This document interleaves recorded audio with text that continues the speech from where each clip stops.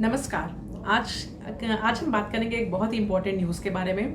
हर जगह न्यूज़पेपर्स और TV channels में भी इस न्यूज़ को काफ़ी कवर किया जा रहा है कि एक इम्यूनोथेरेपी ड्रग है which is also being touted, जिसको कहा जा रहा है कि एक मिरेकल ड्रग है डोस्टरलीमैब के नाम से। कि कुछ पेशेंट्स हैं, एक स्टडी आई है जिसमें 12 पेशेंट्स की स्टडी है, जिसमें ये पता चलता है कि ये दवाई दी गई है, 6 महीने के लिए दी गई है और पेशेंट को फॉलो भी किया गया है, और जिसमें ये कि बहुत अच्छा रिस्पांस हुआ है, सारे मरीजों में कैंसर खत्म हो गया है। डोस्टरलीमैब जो है वो इम्यूनोथेरेपी की दवाई है। वर्ल्ड में, दुनिया में और इंडिया में भी बहुत सारी और भी इम्यूनोथेरेपी ड्रग्स आ गई हैं। हम लोगों ने उसके ऊपर एक सेपरेट वीडियो भी बनाया है। तो कौन सी इम्यूनोथेरेपी ड्रग्स और जो अवेलेबल है, पेम्ब्रोलिजुमैब, निवोलुमैब, अवेलुमैब, डुर्वालुमैब, ऐसे करके अटेजोलिजुमैब, ऐसे करके बहुत सारी टंग ट्विस्टर नेम्स हैं। बहुत सारी दवाइयाँ ऑलरेडी आ चुकी हैं और ये दवाई भी इसी में एक ऐसा ही एडिशन है। अच्छा, रेक्टल कैंसर जो है, रेक्टल कैंसर यानी कहाँ का कैंसर, जो हमारी आंत होती है ना, बड़ी आंत होती है, उसका जो निचला हिस्सा होता है उसको रेक्टम कहते हैं। इसी के कैंसर को रेक्टल कैंसर कहते हैं। जनरली जब मरीज रेक्टल कैंसर लेके हमारे पास आता है तो उसका जो मैनेजमेंट होता है कि पेशेंट्स का हम देखते हैं बीमारी कहाँ तक है, इसको स्टेज कहते हैं। अगर लगता है कि बीमारी बहुत ही हल्की फुल्की है तो सर्जरी कर ली जाती है, लेकिन यूजुअली क्या करते हैं ना कि कीमोथेरेपी और रेडिएशन थेरेपी देके पहले बीमारी कम की जाती है और उसके बाद फिर सर्जरी होती है। और कुछ पेशेंट्स में कीमोथेरेपी भी अलग से दी जाती है, सर्जरी के बाद या सर्जरी के पहले। इतना तो मैनेजमेंट होता है। तो इन लोगों ने क्या किया कि अब हमारे पास ऐसे बहुत सारे मार्कर्स आ गए हैं जिससे हमें ये पता चल सकता है कि हम पेशेंट्स का मैनेजमेंट और किस तरह से कर सकते हैं। तो आजकल तो बहुत जेनेटिक्स लेवल तक बातें पहुंच गई हैं कि हम पेशेंट्स का जब ट्यूमर का स्पेसिमेन या बायोप्सी लेते हैं तो उसमें हम कुछ स्पेशल तरह के टेस्ट लगाते हैं, और जिससे हम ये पता कर सकते हैं कि बीमारी किस रास्ते पे चल रही है, उस रास्ते को कैसे ब्लॉक किया जा सकता है, कीमोथेरेपी के अलावा, रेडिएशन के अलावा और कौन कौन सी दवाइयाँ, इलाज जो है कि वो काम कर सकता है। तो ऐसे ही एक नया मार्कर आया है जिससे ये पता चलता है, जिसके बारे में हम टेस्ट करते हैं। इसको हम MMR या माइक्रोसैटेलाइट मार्कर्स कहते हैं। तो इससे ये पता चलता है कि अगर ये म्यूटेशंस प्रेजेंट होती हैं, जैसे कि हम कहते हैं मेडिकली हम कहते हैं MMR डेफिशिएंट है, या फिर MS अनस्टेबल, MSI हाई बोलते हैं, है ना। अगर ये सारे मार्कर्स, ये थोड़े मेडिकल टर्म्स हैं, लेकिन आप ये जान लीजिए कि अगर ये मार्कर्स पॉजिटिव आते हैं तो ये देखा गया है कि ऐसे पेशेंट्स में इम्यूनोथेरेपी बहुत अच्छा काम करती है, और कोई भी इम्यूनोथेरेपी बहुत अच्छा काम करती है।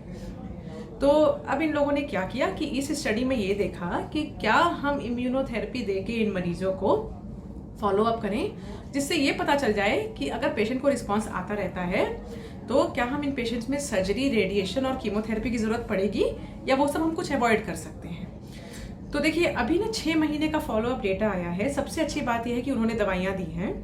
रेक्टल कैंसर में इम्यूनोथेरेपी ऑलरेडी यूज की जा रही है, पर जनरली उन मरीजों में यूज की जाती है जिसमें कोई और ट्रीटमेंट ऑप्शन अच्छा नहीं बचा है, या फिर जिनको बीमारी इतनी फैल गई हो कि स्टेज 4 का कैंसर हो गया है।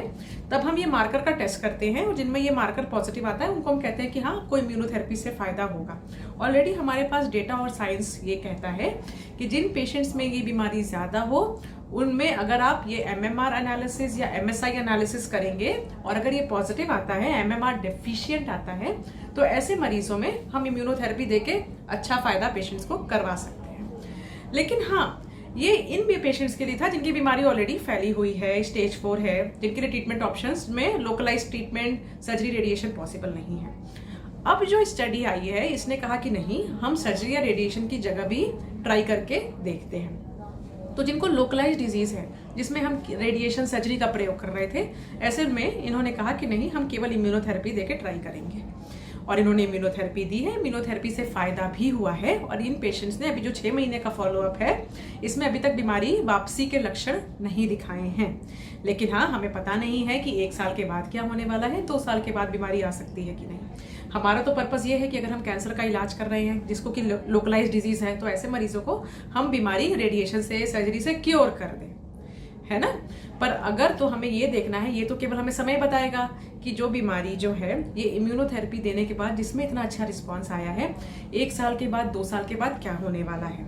इसीलिए हम भले ही रिजल्ट्स तो काफ़ी अच्छे आए हैं और इम्यूनोथेरेपी की वजह से तो बहुत अच्छे रिजल्ट्स हैं। इम्यूनोथेरेपी देने से ये फ़ायदा है कि अगर रिस्पॉन्सेज अच्छे आ जाते हैं, बीमारी वापस नहीं आती, तो ऐसे मरीजों में सर्जरी रेडिएशन हम अवॉइड कर सकते हैं, जो कि बहुत अच्छी बात है।